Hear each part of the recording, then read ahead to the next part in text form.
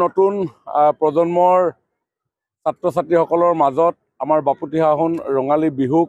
অধিক জনপ্ৰিয় আৰু বিহুক জনাৰ বুজাৰ এটা পৰিৱেশ নিৰ্মাণ কৰিবৰ কাৰণে আমি বহু বছৰ ধৰি ছাত্ৰ ছাত্ৰীসকলৰ মাজত বিহু নাচ ঢোল বাদন ইত্যাদিসমূহৰ প্ৰশিক্ষণ দি আহিছিলোঁ আৰু আজিও এই বছৰো আমি প্ৰায় 17টা স্থানত সমষ্টিটোৰ প্ৰায় 5,000 অধিক ছাত্ৰ ছাত্ৰীৰ মাজত এই প্ৰশিক্ষণ প্ৰদান কৰিছিলোঁ। আজি সামৰণি অনুষ্ঠান কেইবাটাও কেন্দ্ৰৰ পৰা আহি ছাত্ৰীসকলে ইয়াতে সমবেত হৈ সামৰণি অনুষ্ঠান আমি আয়োজন কৰিলোঁ। ভূপেন দাই গাই থৈ গৈছে যে বহাগ মাথো এটি ঋতু নহয় নহয় বহাগ এটি মাহ অসমীয়া জাতিৰ আয়ুস ৰেখা গণ জীৱনৰ ই হাঁহ। বহাগৰ মাজত কেৱল মাত্ৰ গীত নৃত্য এইবিলাকেই যে লুকাই আছে এনেধৰণৰ নহয়, কাৰণ বহাগৰ মাজত বিহুৰ মাজত আমাৰ লোক পৰম্পৰা লোক কৃষ্টি লোক সংস্কৃতি লোক সাজপাৰ লোক অলংকাৰ লোক বাদ্য সকলোবিলাক প্ৰয়োভৰ ঘটিছে আৰু ইয়ে আমাৰ জনজীৱনলৈ সাহস হিচাপে বহু নতুন নতুন সম্ভাৱনাৰ দুৱাৰ মুকলি কৰিব পাৰে, যিটো কথা ইতিমধ্যে প্ৰমাণ হৈছে যোৱা বছৰ আমাৰ মাননীয় মুখ্যমন্ত্ৰী ডক্টৰ হিমন্ত বিশ্ব শৰ্মা ডাঙৰীয়াৰ বিশেষ নেতৃত্বত আমি সৰুসজাইত প্ৰায় 12,000 বিহুৱা বিহুৱতীৰে গিনিজ বুক অফ ৱৰ্ল্ড ৰেকৰ্ডছৰ এটা অনুষ্ঠান আমি কৰিছিলোঁ, যাৰ ফলত সমগ্ৰ বিশ্বই বিহুৰ এই আনন্দ সুন্দৰ ৰূপ দেখিবৰ কাৰণে সক্ষম হৈছিল। বিহুৰ মাজত এনেকুৱা ধৰণৰ এটা শক্তিশালী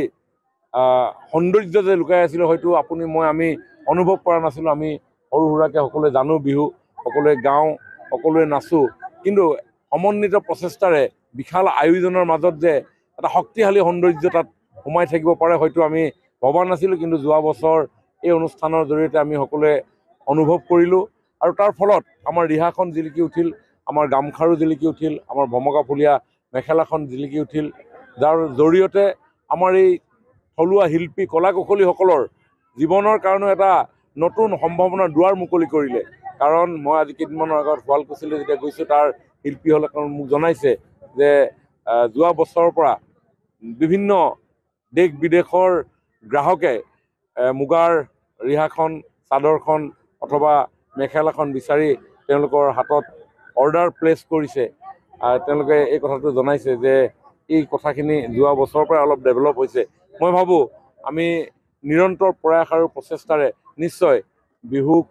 চাবৰ কাৰণে বিহুক জানিবৰ কাৰণে বুজিবৰ কাৰণে দেশ বিদেশৰ বিভিন্ন পৰ্যটকক আমি আকৰ্ষণ কৰিব পাৰোঁ আৰু বিহু অনাগত দিনত এটা পৰ্যটনৰ ক্ষেত্ৰখনৰ বাবে এটা অতি আকৰ্ষণীয় ক্ষেত্ৰ হৈ উঠিল। আমি অহা বছৰ মাননীয় মুখ্যমন্ত্ৰী ডাঙৰীয়াই কৈছে যে অহা বছৰ দিল্লীত প্ৰায় 25,000 বিহুৱা বিহুৱতীৰে আমি ৰাষ্ট্ৰীয় প্ৰেক্ষাপটত বিহুক আমি উপস্থাপন কৰাৰ প্ৰয়াস কৰিম আৰু তাৰ বাবে আমাৰ ইতিমধ্যেই কিছু সৰু সুৰাকৈ কামবিলাক আৰম্ভ হৈছে আৰু বিভিন্ন স্থানত আমি যোৱা বছৰ যেনেকৈ গুৱাহাটীত অনুষ্ঠিত কৰিবৰ কাৰণে বিভিন্ন স্থানত বিহুৱতীসকলক নিৰ্বাচিত কৰিছিলোঁ, আমি তেনেধৰণে বচা বচা নাচনীয় বিহুৱা বিহুৱতীক আমি নিৰ্বাচিত কৰিম আৰু আজি আমি ইয়াতে যি কৰিছোঁ প্ৰায় 5,000 বিহুৱা বিহুৱতী তাৰ মাজৰ পৰাও বহু সংখ্যক নিৰ্বাচিত কৰিব পৰা যাব। তেওঁলোকৰ উৎসাহ বৃদ্ধি পাব আৰু বিহুক যথেষ্ট চৰ্চাৰ এক বিষয় হিচাপে আমি আগন্তুক দিনত আমি আগুৱাই লৈ যাব পাৰোঁ।